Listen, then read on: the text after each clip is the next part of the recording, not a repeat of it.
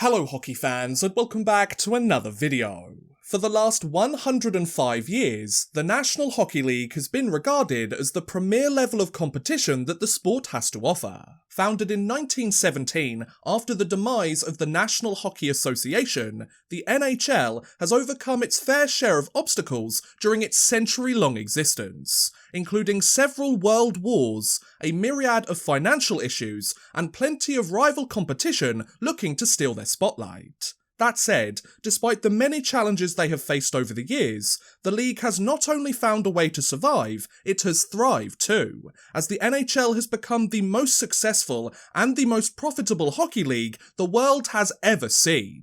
While the NHL has certainly earned its place at the pinnacle of the sport and has always seemed to triumph over adversity, the league has come a very long way since its initial formation. Sure, the rulebook has changed drastically, and the overall level of play has seen vast improvement with each passing decade, but the 1917-18 NHL season experienced several controversies both on and off the ice that would seem downright ridiculous in the year 2022. Whether it was a blazing fire that burned an arena to the ground, a team being forced to disband just 6 games into the league's existence, a pair of players being arrested in the middle of a game, or even the events that led to the creation of the league itself, the NHL's inaugural season of play was nothing short of scandalous. Given that it faced its fair share of controversy during its debut year, and given just how crazy each of these incidents were, I figured that we should open up the history books once again,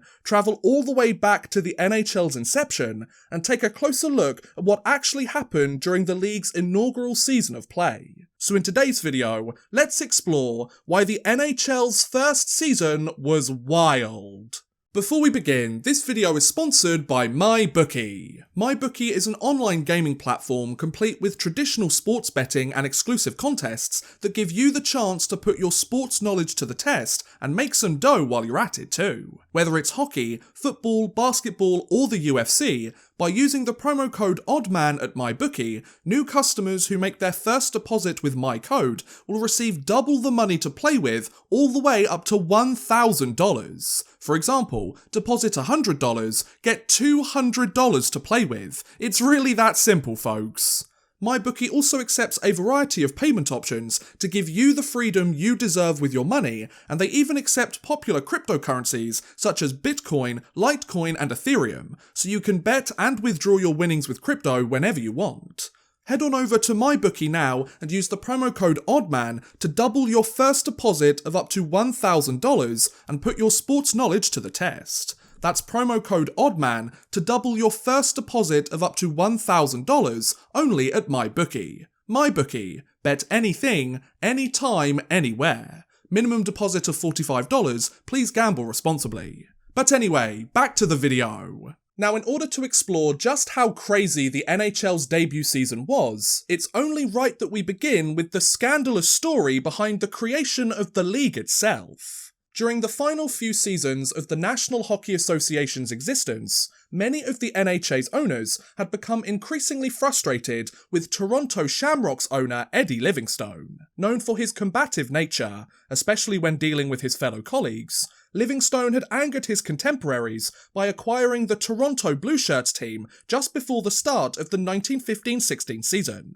a move that made Livingstone the only member to own multiple franchises within the league. Since his fellow owners disliked the idea of one member owning multiple teams and holding more negotiating power than the rest of the group, the owners asked Livingstone to sell his Shamrocks club to someone else, something Livingstone agreed to do. However, after several months had passed and the team hadn't been sold, despite Livingstone moving many of the Shamrocks' best players to the Blue Shirts roster and leaving the Shamrocks as a shell of their former self, on November 20th, 1915, the NHA's owners voted to seize the Toronto Shamrocks from Livingstone and keep the team dormant for the following 1915-16 season. After spending the entire year on the sidelines, the following 1916-17 NHA season saw the Shamrocks replaced by a new Toronto team comprised of soldiers from the 228th Northern Fusiliers Battalion. However, midway through the year on February 8, 1917, the 228th got its orders to head overseas and fight in the First World War, so the team was forced to withdraw from the NHA as a result. Still bitter over Livingstone's inability to sell the Toronto Shamrocks, and having previously tried to remove him from the NHA only to be stopped by the league's constitution, just 3 days after the Soldiers' withdrawal on February 11th, the NHA's owners held a meeting without Livingstone in attendance and voted to suspend the Toronto Blue Shirts from the league for the rest of the season, citing a desire to keep an even number of teams in the league as the reason for their judgment. Incensed by both the decision and the way in which it was made without him, just 2 days later on February 13th, Livingstone issued a statement claiming that he was severing ties with the NHA and that his Toronto Blue Shirts franchise would be available to the highest bidder. If that wasn't dramatic enough though, Livingstone later filed a suit against the NHA and its other owners, while also applying for a court injunction to prevent his contemporaries from removing the NHA's remaining teams from the league. Not exactly the best way to get back in your colleagues' good graces, folks? Unfortunately for Livingstone, his poor relationship with his fellow owners would come back to haunt him in a big way. During the NHA's annual meeting in November of 1917, the owners revealed that they would be ceasing operations of the NHA, citing the difficulties running a 5-team league and player shortages due to Canada's conscription laws for World War I as the primary causes. Less than a week after the league was disbanded though, the NHA's owners announced that they had formed a brand new league called the National Hockey League. However, Eddie Livingstone hadn't been involved in any of these discussions, as the league had met without informing him and had made these key decisions without him being present. In fact, due to their turbulent relationship in seasons past, the NHA's other owners decided to create their new league behind Livingstone's back in order to ensure that he would no longer be a part of their operations. If all of that wasn't bad enough though, the NHL would retain all of the Toronto Blue Shirts player contracts and would temporarily lend them to a new Toronto team owned by the Toronto Arena Company, meaning that if Eddie Livingstone wanted to watch the roster that he had created play a game, he would have to do so by paying for a ticket and watching them from the stands just like everyone else. So the National Hockey League, the premier level of competition that the sport has to offer, and an institution that is still going strong over 105 years after its formation, was brought into existence thanks to Eddie Livingstone and his turbulent relationship with his fellow NHA owners. The most successful and the most profitable hockey league the world has ever seen was only created because the NHA's owners were through with Livingstone's antics and they wanted to kick him out of their group so they could begin a new, almost identical league without him. Isn't that the most petty thing you have ever heard? Given that the owners literally created a brand new hockey league just so they could finally cut ties with Livingstone, the guy really must have been a pain to work with, folks? Whether you think that the owners were right to make this move, or whether you think Livingstone was treated poorly by his contemporaries, is certainly up to you, but I think it's fair to say that this decision worked out pretty well in the long run, what with the NHL still being around to this very day and all that. So now that we know how and why the league was created, what actually happened during the NHL's inaugural season, and why was it so crazy? Well, on December 19th, 1917, the puck was dropped on a new season of play, and the NHL's debut year officially got underway. Featuring 4 teams from 3 different cities, including the Toronto Hockey Club, nicknamed the Arenas by their new ownership group, the Ottawa Senators, the Montreal Wanderers and the Montreal Canadiens, the NHL's first year of operations got off to a high-scoring start, as the league averaged over 12 goals a game during its first 9 contests alone, with 3 games seeing the winning side notch over 10 goals in a single match. However, less than a month after the season began, disaster struck. On January 2nd, 1918, the Montreal Arena, a 7,000-seat venue also known as the Westmount Arena and home to both the Montreal Canadiens and the Montreal Wanderers, caught fire at around midday, somewhere above the locker room and below the office of the Secretary-Treasurer. Though the arena's two tenants were scheduled to face off later that day and renew their crosstown rivalry, thankfully, the west end of the arena was all but empty of patrons when the fire started, and no one was injured as a result of the blaze, save for a single spectator who supposedly slipped and broke his leg on the sidewalk outside. In fact, it is said that the only people in the building at the time were the arena's superintendent, a long-time employee of the arena, and members of his family, all of which made it out safely. Though the cause of the fire was never discovered and there were no casualties from the event, the Montreal Arena would burn down to the ground as a result of the fire, leaving both the Wanderers and the Canadiens homeless. While the Canadiens would play out the rest of the season at Montreal's Jubilee rink, the Wanderers refused to follow suit and return to their former home, since the Jubilee was located in the French-speaking part of the town, while the Wanderers had identified more with Montreal's English-speaking population. Though the Ice Arena in Hamilton offered to provide a new home for the Wanderers, team owner Sam Lichtenstein refused to relocate his team outside of Montreal and doubled down on his refusal to move to the Jubilee. It's worth mentioning that the Jubilee rink would also burn down to the ground the following April, and the Canadiens would be forced to relocate once again, so it's safe to say that the city didn't have the best of luck with its early NHL rinks, do you think? Having refused to move his team elsewhere, and since his club had been struggling to survive well before the fire broke out, Lichtenstein requested that the league's other owners support his team in their time of need, as he demanded that they provide the Wanderers with some extra players to help them improve their 1-3 record while he figured out the team's various off-ice issues. After all, Lichtenstein claimed that he had lost over $30,000 due to the fire, which is the equivalent of over $550,000 today. That's a pretty huge blow to a team already struggling financially in a league that is also counting its cash during its early formative years. Unfortunately for Lichtenstein and the Wanderers, their demands would not be met, as the other owners refused to provide any assistance to their fellow club. As a result, on January 4th, 1918, Lichtenstein announced that he would be disbanding the team and the Wanderers franchise would fold. That said, the NHL didn't accept the Wanderers' resignation straight away, instead electing to wait and see whether the team would show up to their scheduled game against Toronto on January 5th, 1918. However, when Montreal never arrived in Toronto and the deadline for puck drop passed by, the Wanderers defaulted the contest and were officially disbanded soon after, finishing with just a single win in 6 NHL games. So roughly 3 weeks into their inaugural season of play, the NHL had just watched one of its 4 teams exit the league thanks to their home arena burning down and their continued financial struggles. Not exactly what the league wanted during their debut year of operations, right guys?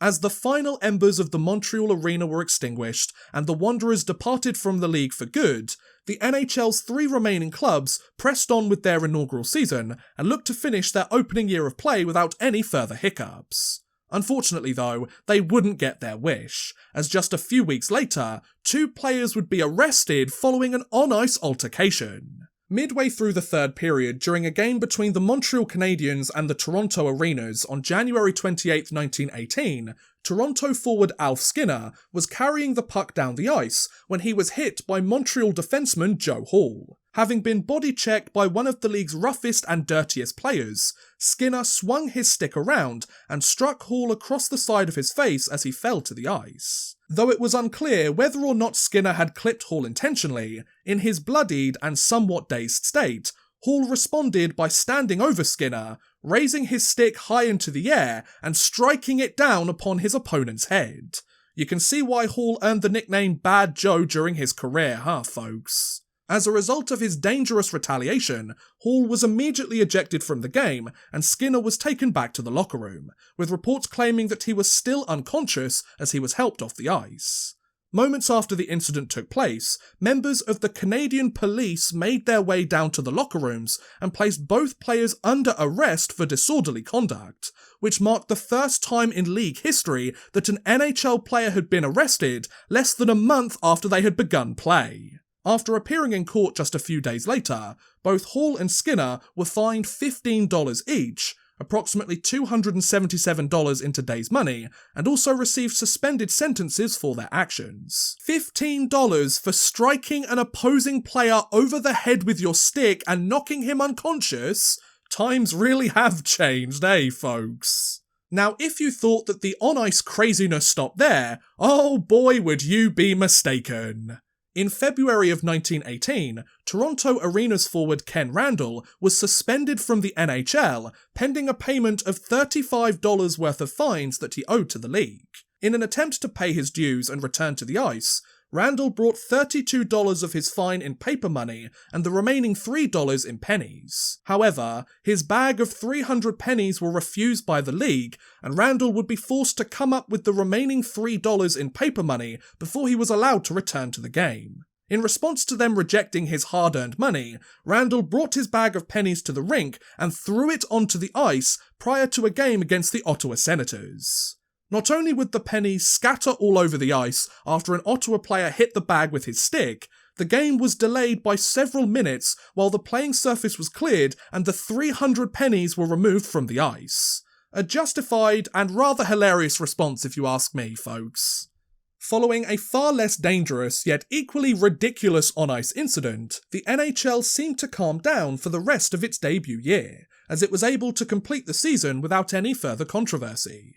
Instead, the league would discover its very first group of superstars. For example, Montreal's Joe Malone would finish as the league's first top scorer thanks to a whopping 44 goals and 48 points in just 20 games, followed closely by Ottawa's Cy Denny and Toronto's Reg Noble with 46 and 39 points respectively. Toronto's Harry Cameron would end the year as the highest scoring defenseman with 17 goals and 27 points in just 21 games, while Montreal's George Vezina would be crowned the league's best goaltender thanks to his 12-9 record, his 3.93 goals against average, and his lone shutout, the first in league history, in 21 games. Not only that, infamous penny thrower Ken Randall would finish the NHL's debut season with the most penalty minutes, thanks to registering 116 penalty minutes in just 21 games. Wow, the league really has come a long way over the last 105 years, eh, folks? Since the regular season had been split into two halves, with Montreal winning the first half and Toronto winning the second half, the two teams went head-to-head in a two-game total goal playoff series in order to decide the NHL's first champions. Thanks to a dominant 7-3 victory in Game 1 of the series and a narrow 4-3 loss in Game 2, the Toronto Arenas won the series by 10-7 and were awarded the O'Brien Cup, the trophy previously awarded to the winners of the National Hockey Association as NHL League champions. However, since the cup was still so synonymous with the NHA, Toronto never actually received the trophy. Instead, the title of 1918 O'Brien Cup champions was awarded to the Arenas, while the actual trophy itself would stay with the Montreal Canadiens, who had previously won the award in 1917 during the NHA's final season, and remain under their care until the league made arrangements to reuse the trophy back in 1921. Having just secured the NHL's first playoff championship during their debut year as the Arenas, Toronto would soon face off against the Vancouver Millionaires, champions of the rival Pacific Coast Hockey Association, for ownership of the Stanley Cup. Though the series was held entirely in Toronto, since the NHL and the PCHA had differing sets of rules, it was agreed that the series would alternate between the PCHA 7-man rules and the NHL 6-man rules.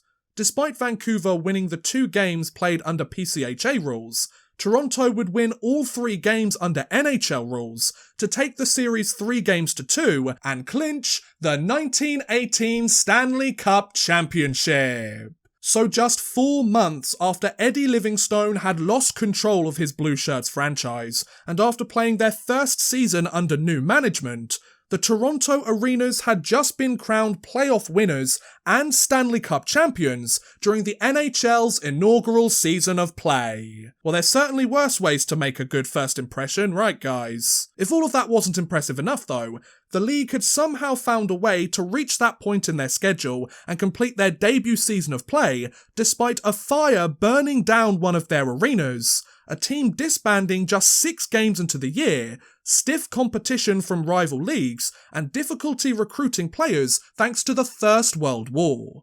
Talk about fighting an uphill battle. Whether the league would have been forced to disband in the few years that followed, or whether it would continue to grow and thrive over the following decades, certainly remained to be seen at the time.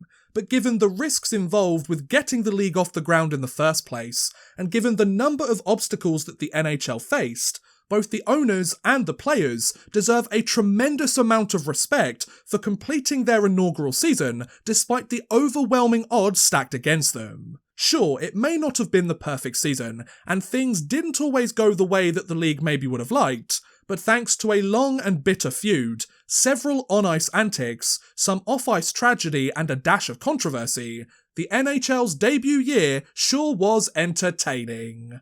And that was a look at why the NHL's first season of play was nothing short of wild. What do you guys think about the league's debut year of operations? Did you expect it to be so scandalous, or do you wish we saw more of this type of drama in the league today? Let me know in the comments below, I would love to hear what you guys think. But thank you very much for watching, guys, I hope you have enjoyed. Please feel free to like, subscribe, share, or watch some of my other videos. Thank you very much for watching, and goodbye! A big thank you to Drew Fawcett, Houston NG, and Worthless Pieces for helping support this video via Patreon. If you too want to help support the channel a little bit further, and get a shout out at the end of every future video, make sure you head over to patreon.com/oddmanrush and become a patron today.